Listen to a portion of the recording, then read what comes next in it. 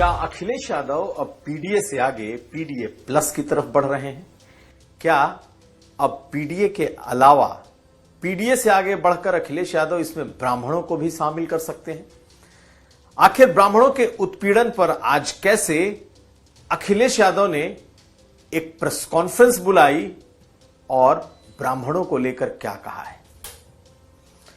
मुख्यमंत्री पर हमला किस कदर तेज है, यह समझेंगे। इसके अलावा अखिलेश यादव को किस बात का मलाल है कि आखिर मायावती का वो कौन सा फैसला है जो उनकी सरकार को नहीं पलटना चाहिए था, और आखिर में क्या अनुप्रिया पटेल को यह झटका लगा है कि उनके प्रदेश अध्यक्ष ने पार्टी छोड़ दी है, यह कहकर कि अब पार्टी की स्थिति सहज नहीं है। ये खबरें आज का यूपी में। नमस्कार, मैं हूं कुमार अभिषेक, आप देख रहे हैं यूपी तक। हम हाजिर हैं अपना न्यूज शो आज का यूपी लेकर। तो क्या सचमुच अब अखिलेश यादव पीडीए से आगे बढ़कर अब पीडीए में ब्राह्मणों के लिए भी जगह बना रहे हैं? आज पार्टी दफ्तर में हुई प्रेस कॉन्फ्रेंस में आप अगर अखिलेश यादव को सुनेंगे या फिर पार्टी दफ्तर के भीतर आज के प्रेस कॉन्फ्रेंस में ब्राह्मणों के उत्पीड़न पर हुई इस पूरे प्रेस कॉन्फ्रेंस को देखेंगे और सुनेंगे तो आपको लगेगा कि अखिलेश यादव अब पीडीए प्लस की तरफ बढ़ रहे हैं, यानी कि पीडीए के अलावा वो उन तमाम जातियों को अपने साथ जोड़ने की जुगत में है जो कहीं ना कहीं इस सरकार से नाराज है। और इस सरकार से नाराजगी का मतलब यह है कि उन्हें, जिन्हें लगता है कि ये एक खास वर्ग, एक बिरादरी की सरकार चल रही है, खासकर जिसकी ओर अखिलेश यादव इशारा करते हैं, सिंह जी, यानी कि एक खास बिरादरी की तरफ लगातार अखिलेश यादव इशारा कर रहे हैं। तो जो भी उनसे नाराज है, चाहे वो सियासी व्यक्ति हो या फिर कोई बिरादरी, अखिलेश यादव से अपने पीडीए में समाहित करना चाहते हैं। और यही वजह है कि आज की ये प्रेस कॉन्फ्रेंस खास थी। आज की प्रेस कॉन्फ्रेंस में अखिलेश यादव के इर्द गिर्द सिर्फ ब्राह्मण चेहरे आपको दिखाई देंगे। इन चेहरों में इनके अलावा आपको जय श्री राम, जय परशुराम के नारे सुनाई देंगे। इसके अलावा भगवान परशुराम की मूर्ति आज अखिलेश यादव को भेंट की गई। यानी कि वो पार्टी दफ्तर जहां दिन रात सिर्फ पीडीए की चर्चा होती है, अखिलेश यादव ने अपने पूरे कह सकते हैं कि राजनीति को पीडीए तक सीमित रखा था। अब उसमें ब्राह्मणों के उत्पीड़न के बहाने ही सही उन्होंने आज ये जरूर कह दिया कि उनके पीडीए में ब्राह्मण भी उसका हिस्सा होंगे। पहले आप इस प्रेस कॉन्फ्रेंस को देखिए, कैसे नारे लग रहे हैं जय श्री राम, जय परशुराम के, कैसे उन्हें मूर्ति भेंट की जा रही है, और उसके बाद जब मंच पर लोगों का परिचय कराया जा रहा है तो किन किन नामों का परिचय कराया गया है। पहले देखिए, सुनिए, फिर हम देखेंगे कि अखिलेश यादव ने आज कहा क्या है।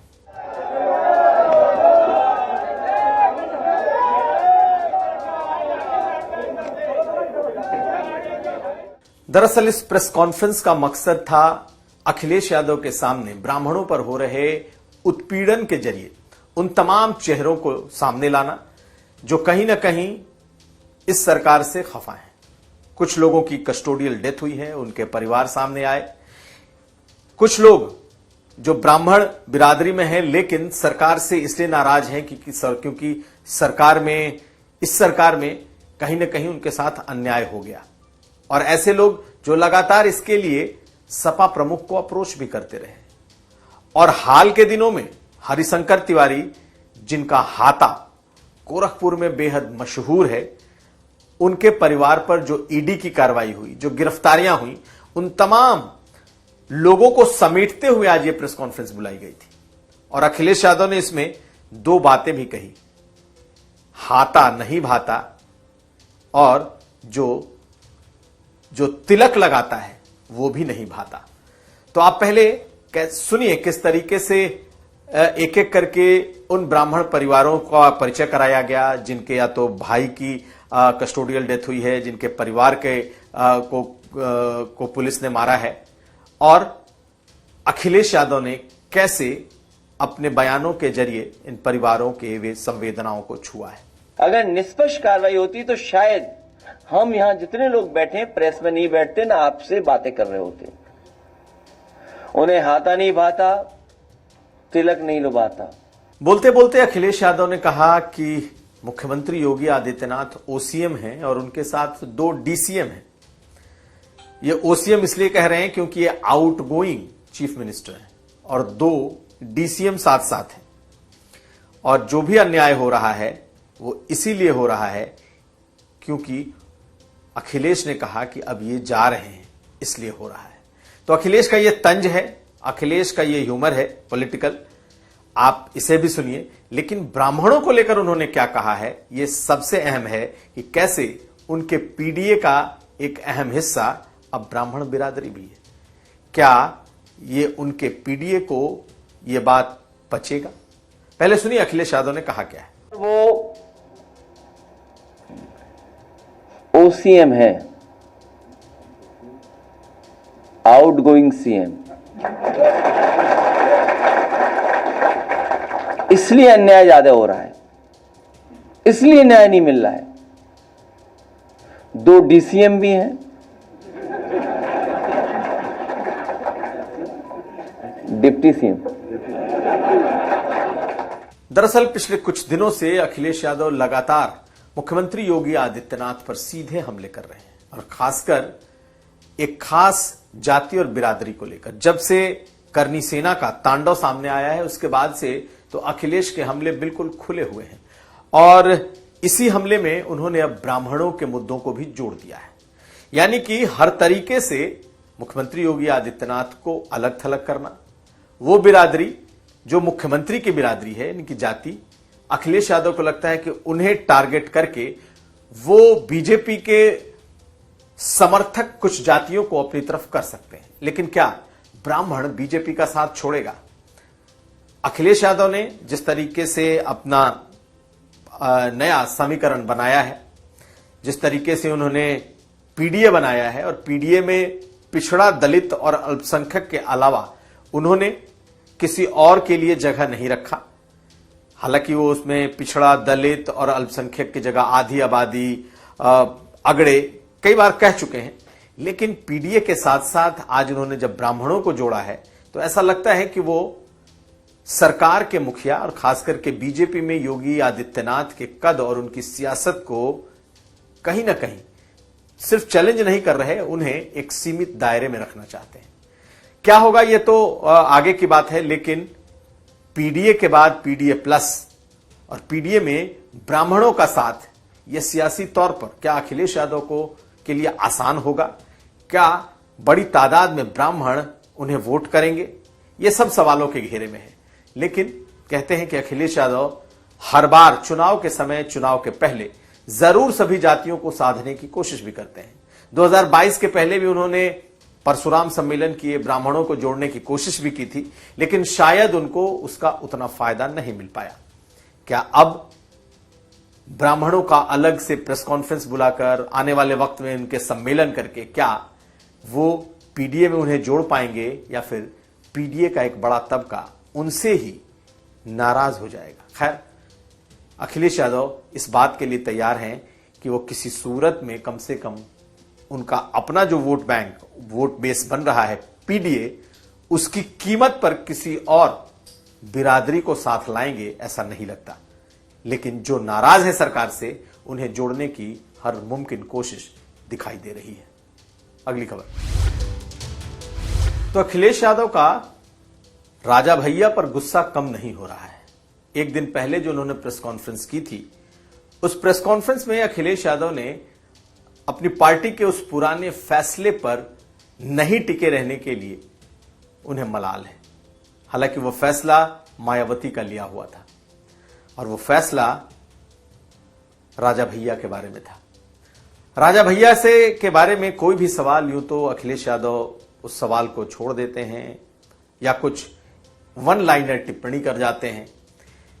ऐसे में ही जब उनसे एक सवाल पूछा गया तो उन्होंने कहा कि इस बार वो चुनाव हारेंगे। दरअसल वो सवाल राजा भैया के जो पुराने सहयोगी रहे हैं गुलशन यादव, उनके उत्पीड़न से जुड़ा हुआ सवाल था कि कैसे उनके खिलाफ कार्रवाई सरकार कर रही है, उस पर सवाल पूछा गया था। तो अखिलेश यादव ने जो बातें कही वो सुनने लायक है, और वो बातें राजा भैया ने भी सुनी होंगी। उन्होंने कहा कि इस बार वो चुनाव हारेंगे। यही नहीं, उन्होंने एक लाइन और जोड़ा और वो कहा कि जो फैसला मायावती की सरकार ने लिया था उसे बदलकर भूल की गई। यानी याद करिए कि जब बसपा की सरकार थी तब राजा भैया पर पोटा लगा था, उनके महल को पूरी तरीके से एक तरीके से उसके महल को खोद दिया गया था। कहा जाता था कि उनके महल और तालाब को खोद करके बहुत सारी चीजें निकाली गई थी। पोटा लगाया गया था क्योंकि ये माना गया कि अखिलेश भैया तब के सबसे बड़े बाहुबली थे और उस वक्त जो कमजोर और जो दलित थे उन पर उन्होंने बहुत अत्याचार किए थे और ये तमाम बातों को दिखाते हुए उन पर पोटा लगाया गया था। और अखिलेश यादव इसी ओर इशारा कर रहे थे कि जब मायावती ने उनके खिलाफ बड़ी कार्रवाई की थी तो उनकी सरकार को इसे पलटना नहीं चाहिए था। सुनिए अखिलेश यादव। देखिए, वो घबराए लोग हैं जिन्हें चुनाव हारना निश्चित है।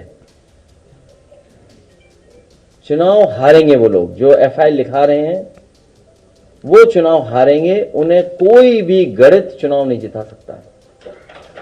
और मैं आपको याद दिला दूं, वो बातें याद नहीं दिलानी चाहिए। बहुजन समाज पार्टी ने कोई फैसला लिया था उस जिले में, वो फैसला मुझे बदलना नहीं चाहिए था। तो राजा भैया के साथ नरम गरम ये रिश्ता चलता रहता है। चुनाव के पहले अखिलेश यादव राजा भैया पे नरम पड़ गए थे, लेकिन अब एक बार फिर से राजा भैया पर गरम है। और राजा भैया पर गरम होना सिर्फ कोई राजा भैया की वजह से नहीं है। इस वक्त की सरकार को उन्होंने जिन जिन मुद्दों को लेकर टारगेट किया है उस वजह से भी अखिलेश यादव उन पर गरम बने हुए हैं।